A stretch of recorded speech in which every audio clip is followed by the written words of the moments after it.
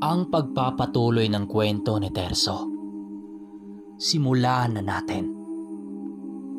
Matapos umalis ni Malik, napailing lang naman itong tiyuhin ni Terso. Uncle, mukhang hindi mapagkakatiwalaan ang kaibigan mo yun ah. Wika ni Terso. At bakit mo naman nasabi ang mga bagay na yan, Terso ha? Sagot naman ito sa kanya. Kanina kasi, kung hindi ko iniikot pabalik yung mga tari sa mga manok natin, malamang natatalo na naman tayo. Sinadya niyang ilihis ang tari dahil kunsabo niya ang mga taga-Daraga. At dahil sa sinabi niya, nagulat naman ito sa mga nalaman nito. At dagdag pa nung sabihin niya na narinig niya ang usapan ng grupo habang siya ay nasa palikuran. Mas lalong naniniwala sa kanya ang kanyang tiyuhin nung maging mismong mga bata niya ang nagpatunay na totoo ang lahat na sinabi ni Terso. Kung ganon, nasindikato yung dalawa nating panlaban kanina. Ganon na nga, Uncle. Kaya mag-ingat-ingat ka sa mga magiging kaibigan mo rito. Dahil hindi lahat ng mga ito kaibigan ang turing sa'yo. At dahil sa mga nalaman nila, sinubukan nilang hinanap itong si Malik. Ngunit hindi na nila nakita pa. Kaya nagpasya na lang silang umuwi hanggang sa sumapit na ang hapon. Habang nasa sasakyan sila, may binanggit ang kanyang uncle na kukuha na lang ito ng kapalit sa kanya bilang tagabantay doon sa manukan na kanyang napwistuhan noon. At doon na lang siya tutulong sa mga manok na kanilang ihanda sa laban. Alam kasi ng tiyuhin niya na meron siyang natatanging kakayahan na wala sa iba niyang mga tauhan. Nang marinig ito ni Terso, natuwa naman siya sa sinabi ng mga ito. Mas gusto rin niya kasi ang ganong gawain kumpara sa naging trabaho niya sa parting manukan nito. At gaya ng pinangako sa kanya ng kanyang tiyuhin, binigyan nga siya ng balato. Napakalaki ng halaga na yon, kaya halos hindi siya makapaniwala. Malugod naman itong tinanggap at pinasalamatan ni Terso dahil alam niyang malaking tulong na rin ito sa mga magulang niya. Magmula nang mapasama siya sa mga laban ng tiyuhin niya, doon nagbago ang mga records sa mga manok nito. Maraming dumarayo sa kanila na mga sabungero para bumili sa mga manok nilang pinapalahi. Ngunit kahit ni isa sa mga ito, hindi ito pinagbilhan ng tiyuhin niya. Pabalik-balik ang mga taong yun sa kanilang lugar, ngunit wala silang napapala. Ayon sa tiyuhin niya, hindi dapat pinamimigay o pinagbibili ang mga ganong panabong. Dahil kung sinasamahan ng swerte ang kanilang mga manok, maaring makabangga nila ito o yung mga pinagbilhan nila sa mga alaga nila. Wala namang nagawa si Terso sa desisyon ng kanyang tiyuhin dahil nagtatrabaho lang siya dito ng mga panahong yon. Subalit dahil sa ganong kalakaran ng tiyuhin niya, hindi may iwasang pagbantaan sila na pagnanakawan. Kaya mas pinaigting ng tiyuhin niya ang pagbabantay sa mga manok na kanilang inaalagaan. Magmula nang mapadpad itong si Terso sa tiyuhin niya, marami na silang naipanalong sabong sa lugar. Hanggang sa isang araw, napasabak sila sa isang derbihan. Inabot sila ng gabi noon dahil sa dami ng sumali sa laban. At dito nararanasan ni Terso ang iba't ibang klase ng mga sabongero na naroon sa derbihan na yon. Ayon sa kanya, hindi lang mga antingero ang naroon, bagkus meron ding mga sabongerong may tangang mga mutya at lalong-lalo no yung sa kaliwa. At ang masakit pa, meron pangang mga aswang na nakikisali at meron ding mga sabongerong sumali doon na merong mga gabay na laman lupa.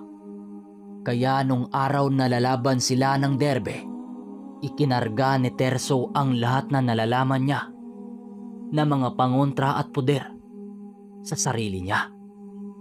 Kumpleto yon. Orasyon para sa mutya ng langka.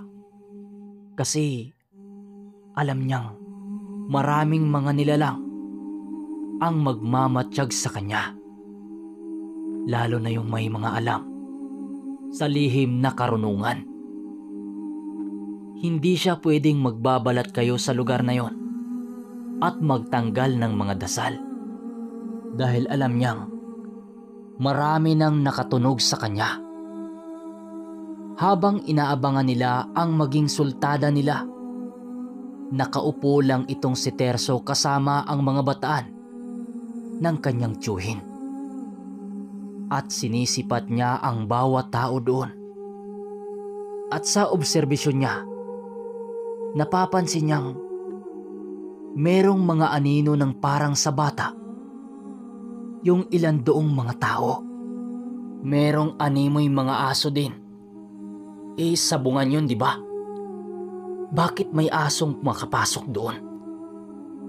Hindi niya alam kung mga ligaw ba ito o mga alagad ng mga ilang antingerong dumalo doon. Pakiramdam ni Terso ng gabing yun, napakasaya noon para sa kanya dahil makikita niya ang bawat sabongerong may mga alagad na nagtatagisan sa larangan ng sabong. Bukod sa mga sabongerong may alam sa espiritual, mas nagalak siya sa isang matandang may hawak na itim na manok. Hanggang sa naganap ang pauna nilang laban at siya ang naatasang magkabit ng tarik at magbitaw nito. Habang kinakabitan niya ng tarik, napapansin niya sa gilid ng kanyang mga mata ang animoy mga bata at aso ang nagtatakbuhan. Bigla siyang natigilan para pakiramdaman ang paligid. Subalit hindi niya ito pinahalata dahil maaaring magtataka sa kanya yung mga kasama niya. Subalit kapag pinapansin niya ito, nawawala ito sa kanyang paningin. Maaaring naramdaman din siya ng kapwa niya sa bungero na merong mga alaga noon. Kaya ang ginawa niya, tinapos niya ang ginagawa niya. Nang matapos na niya ang pagtatari, may naririnig na naman siyang animoy nagdadasal ng pabulong. Isa itong tinig ng matanda. Ang sabi ni Terso, alam nyo palang nandito ako, ha? Sige, sa bagay ito na yun eh. Wika niya. At naglakad na siya papaloob ng sabungan kung saan bibitawan ang mga manok. Habang naglalakad siya, nag-uusal siya ng pinakamalakas na dasal na dudurog sa mga itim na elemento na tinatawag ng makakalaban niya. Habang pumipwesto sila ng tiyuhin niya sa gitna, narinig niya ang tawanan ng maliliit na tinig na yun. Iba-iba din ang tinig nito at pumwesto na noon si Terso upang bitawan na ang mga manok sa gina. Ngunit may bumulong sa kanya ng, "Wag, wag mong gawin yan." Tapos tumawa ulit. Gargal yun. Ngunit binitawan niyang manok. Pagbitaw niya sa manok, kaagad itong sumugod sa kalaban ng walang pagdadalawang isip. Nang makita niya yon, pumadyak siya sa lupa at narinig niyang animoy nagsisipulasan ang mga nilalang sa paligid. Nang ginawa ito ni Terso, lahat ng mga bumubulong sa kanya parang biglang naglalaho. At pagtingin niya sa manok na kanyang binitawan, gumiri-giri na ito sa kalabang nakadapa na lang doon sa lupa. Pagdampot ng karyo, nakita nilang patay na ang kalaban nito. At matapos ang unang laban nila, doon ulit tumahimik ang paligid niya. Tanging sigaw na lamang ng mga tao ang napapansin niya. Ang akala niya, okay na yon. Subalit nagkakamali siya. Dahil merong samot-saring mga dasal sa kaliwa ang dumapo sa kanya sa magkabilaang direksyon. Kung nagkataong ibinaba niya ang kanyang proteksyon, tatablan siya nun. Nakakaamoy na rin siya ng mga kakaibang baho sa paligid. Merong amoy putik na nabubulok na laman at meron ding amoy asopre at talagang halo-halo yun. Bukod sa mga naamoy niya, napapansin niyang meron na ring biglang dumaan-daan sa gilid ng mga mata niya na sobrang bilis. Pero kapag kanya itong lingunin, wala siyang makikita.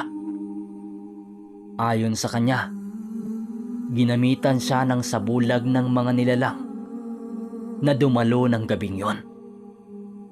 Kahit may ginamit na siyang orasyon para doon, wala talaga siyang nakikita. Pero ang sabi ni Terso, hanggang ganun lang naman ang kaya nitong gawin. Hindi siya matitibag nito kapag usapang espiritual na. Kapag lumapit sa kanya ang mga nilalang na yon, talagang mamimilipit ito sa sakit. Hanggang sa muling dumating na ang pangalawa nilang laban. At nagulat si Terso sa naging kalaban nila. Dahil hindi yun basta-basta. Talagang alam ng mga ito na meron siyang tinatagong abilidad. Kaya pinili ng mga itong kalabanin siya.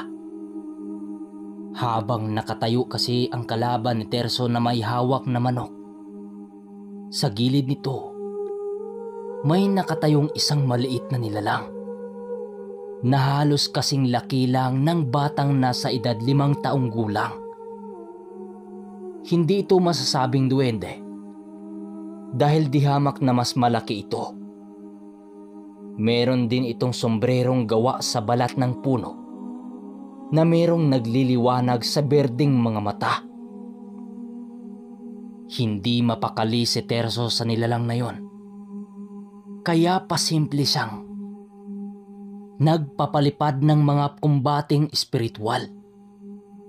Pagdapo ng pinalipad niyang tigalpo, nakita niyang hindi man lang ito nausog ng kahit kunti.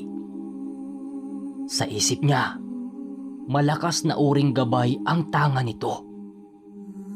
Habang nakatayo siya, pasimple niyang hinawakan yung mutya ng tangan niya. Paghawak niya rito, napansin niyang nagtutubig ito. Dito na siya nagkarga ng mga dasal na pinakamalakas na palipad hangin para sa mga elemento. Pagbitaw niya dito, nakita niyang kumaripas yun ng takbo, papalayo sa lalaking may hawak ng manok.